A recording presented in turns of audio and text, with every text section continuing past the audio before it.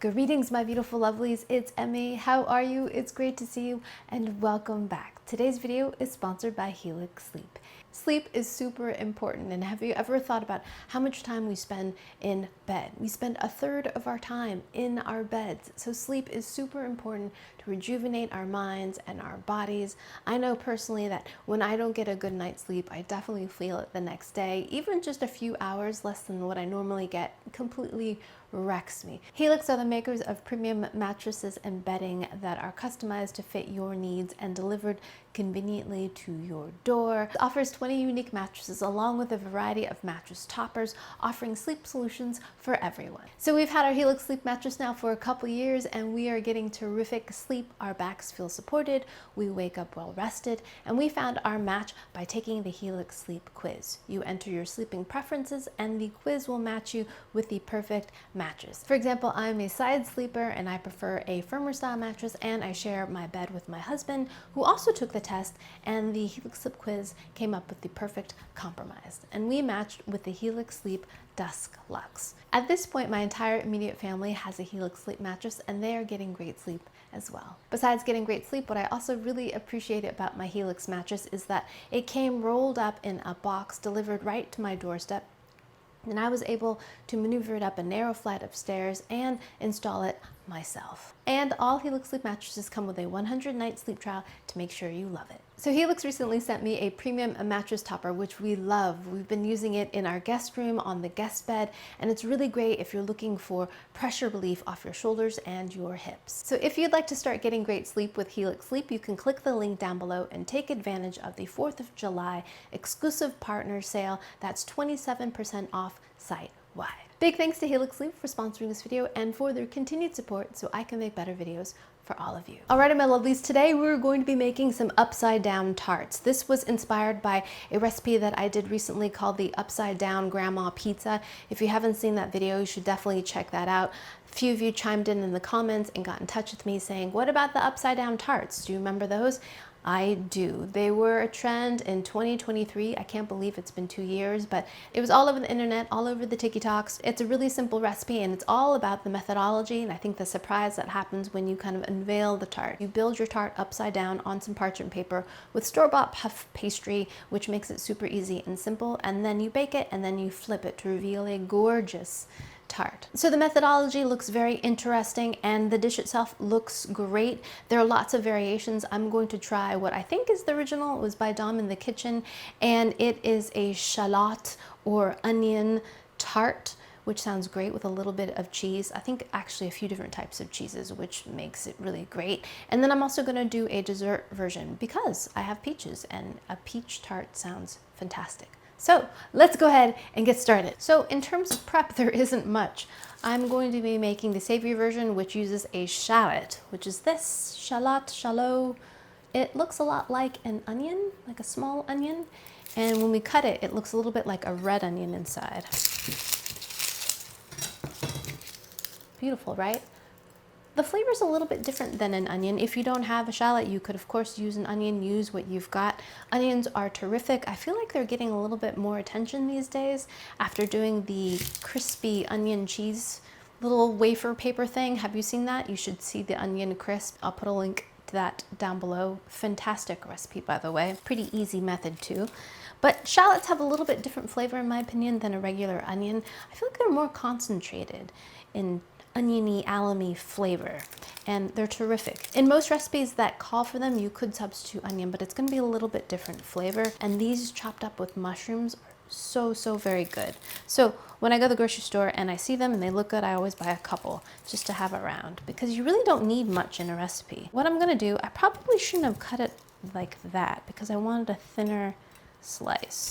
So that makes it a little slippery when you just cut them in half like that, doesn't it? So I'm gonna slice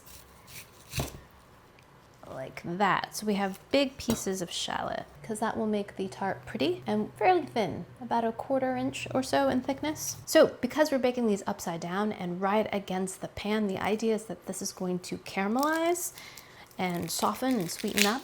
I'm going to cut this root portion off, but not too much because I do want this to stay together.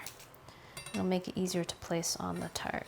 Puff pastry is a really great ingredient to have on hand. You can just store it in the freezer and take it out whenever you need it. It's ready-made pastry.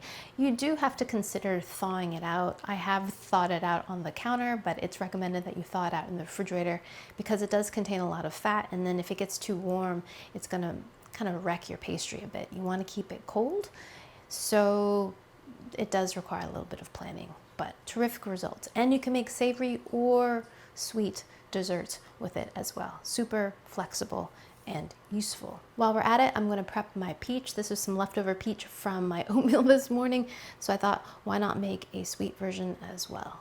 Beautiful peach. I already know it's beautiful because I ate half of it already. This is a clingstone peach, meaning the flesh is clinging onto the seed or the pit, so I'm cutting around it, and then I'm just going to slice this as neatly as I can, and get as much of this from the pit, and then I like to just eat around the pit on my own as a little snack. Beautiful. Here is the puff pastry that's been thawed out. I'm using the Dufour brand. My local supermarket started carrying this, and this is my favorite one. I used to just use the Pepperidge Farm brand, and that's fine, but this one tastes so much better. It's made with actual butter, so it does cost more. I think the Pepperidge Farm one goes for about $3 or $4. I think it's like $3.99, and this one's closer to $7 or $8, so twice as much, but it tastes really good. And this comes with 2 sheets. I think for what I'm doing, I will only need one. Oh, it's just one big sheet. Wow, one big sheet, but I don't think I'll need this much. I'm gonna cut this in half, and I'll use this half for later. So I've got my puff pastry here, and I'm going to cut mine into 4 equal pieces, relatively equal pieces. I'm gonna place 2 of these back in the fridge to keep them nice and cold. So I've got a rimmed baking sheet, and I'm adding a piece of parchment paper. This is pretty important because we don't want our tarts to stick to the pan. We want it to be nice and caramelized, and the parchment will allow it to release quickly and easily. And now we're going to build our tarts right here. My pan's pretty small, so I'm just gonna build 2 of them. A little drizzle of olive oil. That'll give flavor, assist in non-stickiness. To that, I'm gonna add some balsamic vinegar for a little bit of acidity, flavor. It's a kind of classic combination too, French combination of vinegar with onion. So I've got some fresh thyme from my garden. I'm gonna sprinkle that into my little puddles of oil and vinegar. Add some pepper and some salt. And now we're gonna add our shallots we sliced. We wanna keep them so that they don't extend beyond the size of our pastries because we want them to be nicely framed. And then we're going to add some Parmesan cheese. Now, I've got some cream cheese here. I smear that onto the pastry, on the dough. You could use goat cheese, you could use whatever cheese that you like. Now we're gonna take our cream cheese pastry, plop that right over top. Do the same for this one. Kind of center it and then press it down a bit. Try to keep things from moving around and leaking on us. Okay, same thing with this one. Crack our egg. Gonna make a little egg wash. Take our fork and we're gonna gently crimp around the pastry to create a decorative border and to kind of seal everything in. Now we're going to take our egg wash, which is just a beaten egg, and brush this. Give us a nice golden color. Alrighty, now I'm going to pop these into a preheated 400-degree oven and bake them for about 15 to 20 minutes or until everything is puffy and golden. And then we'll give them a flip and a little taste. See you in a little bit.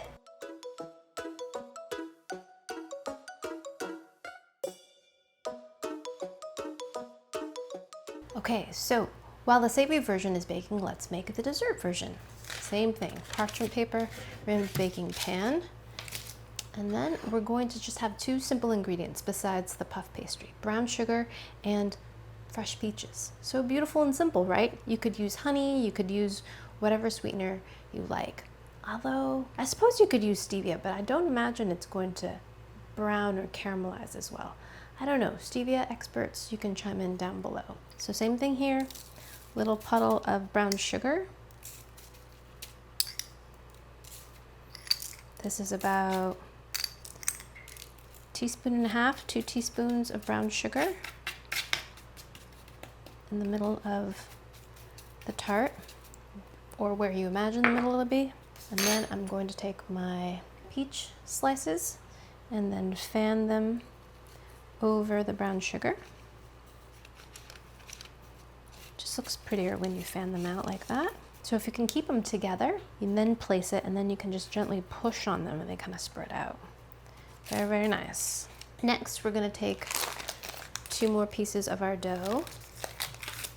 And same thing like before, place it right on top, making sure there's enough space around the peaches.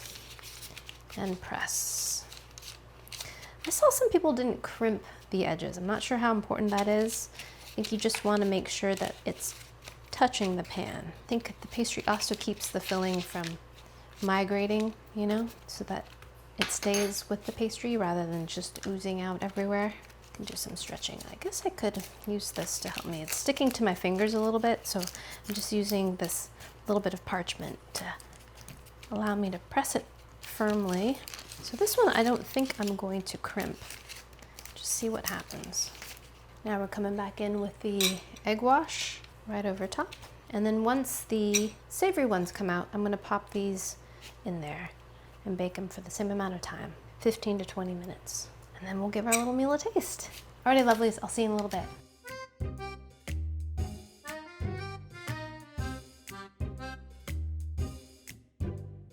Lovelies, the puff pastries look incredible. Look at the puff on this. Look how thick they are. Look at that. Gorgeous, just stunning. It looks like some fancy French pastry. Or what if I try doing this? You take this and flip it onto here. Because my worry is that scooping the spatula underneath is gonna disturb the topping. You know what I mean? I'm gonna do it like this, right? And then we're gonna peel it.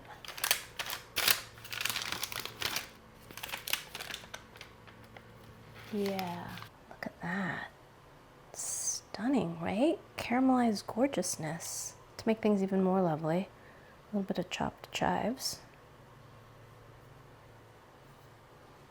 for the onion theme. I almost forgot to mention to define puff pastry. Puff pastry is called puff because it puffs while it is baking. And the reason why it does that is because it's a laminated dough. It's a dough that has layers of dough and fat, in this case butter. So butter, pastry, and that all happens during the process of making the puff pastry. And when it bakes, the butter heats up and melts, and then it creates separations or layers between the pastry, so then it rises, but then gives us this really wonderful, delicate, flaky, crunchy, buttery texture. Look, it's almost like pages of a book. So not only does it puff up and give it volume, it also gives us this kind of airy, buttery texture. It's cut in half. That's what it looks like inside. Alrighty, let's give it a taste. Here we go. Itadakimasu.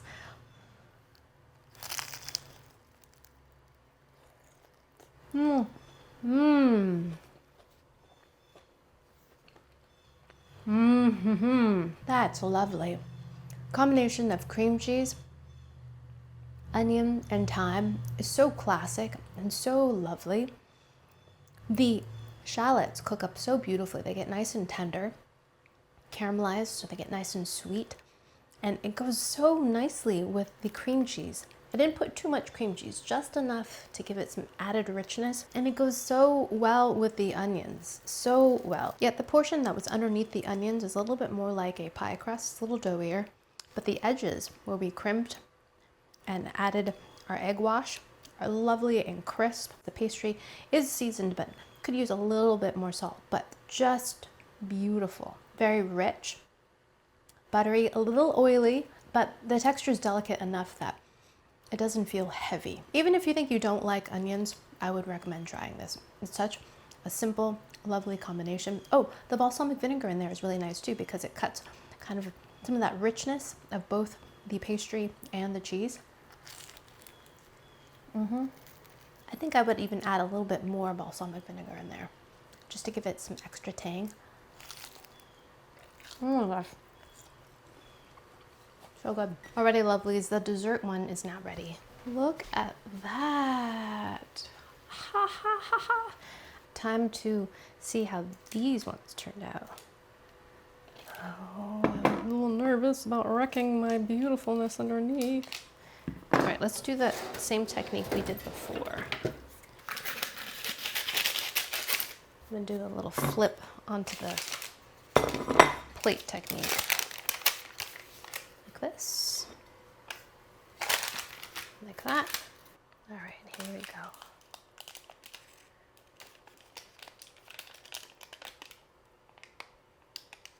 Oh, come on, don't stick.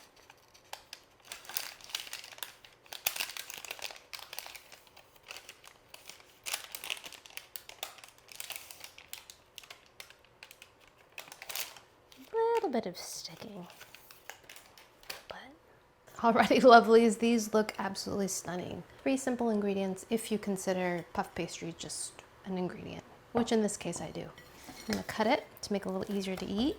That's what it looks like inside, very thin.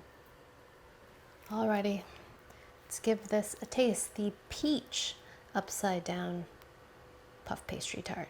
Itadakimasu.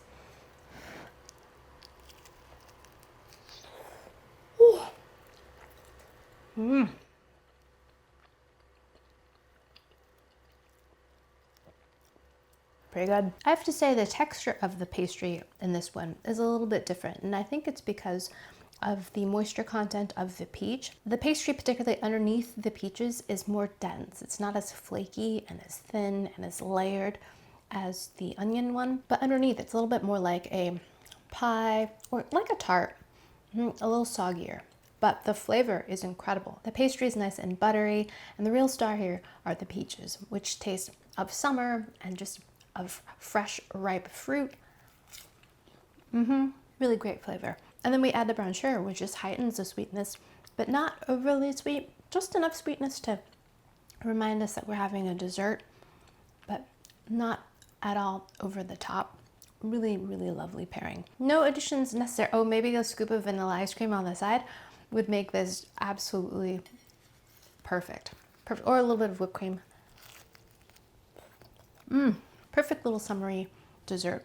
You just bake it in your oven for 15 minutes. Doesn't really heat up your entire house because you're not heating your oven for too long. You can even make it in a small oven or a toaster oven. Other fruits I think that would work well here, maybe strawberries or plums. Strawberries might be a little bit wet, but you would get a delicious, delicious strawberry flavor. Worth trying. Oh, I got more of the brown sugary part, which was more on the edge. And it's kind of chewy and caramelized in terms of the texture, almost like a taffy. It reminds me of monkey bread or sticky buns or sticky pecan buns, that kind of really glossy, almost chewy, candied texture that's happening here. A really simple show-stopping dessert that takes really no effort at all. Totally recommend and would do again. Alrighty, my lovelies.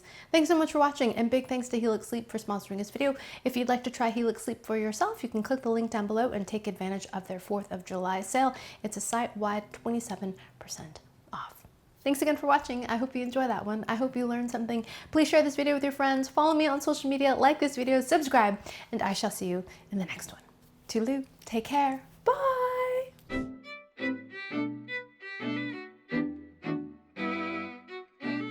Oh, now I need to share. Oops.